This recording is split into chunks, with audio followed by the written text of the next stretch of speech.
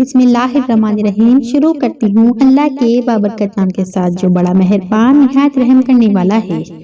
جس کسی کو نیند نہ آتی ہو، بے چینی ہوتی ہو، الجھن ہوتی ہو، یا رات کو کروٹ بدلتا رہتا ہو، گھبراہٹ ہوتی ہو، یا گھر میں جادو، جنات، گھریلو کاروباری الجھنیں، روحانی اور جسمانی بیماری ہو، تو ان سب کے لیے میں آج ایسا عمل لے کر آئی ہوں۔ اس کے کرنے سے آپ کو ہر چیز کا حل مل جائے گا انشاءاللہ۔ عمل نوٹ کر لیں۔ رات کو جب آپ سونے لگے تو سورہ کہف کی آیت نمبر 11 کا ورد شروع کر دیں۔ اس آیت کے پڑھنے سے بہت بہترین نیند آتی ہے۔ آیت کو نوٹ کریں۔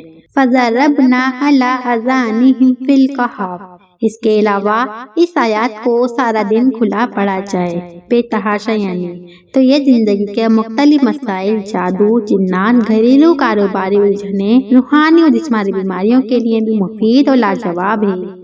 باوضو ہو کر یا بے وضو حالت میں اس کو بے تحاشا پڑھ سکتے ہیں۔ جب تک مقصد حاصل نہ ہو تب تک اس عمل کو جاری رکھیں۔ السلام علیکم۔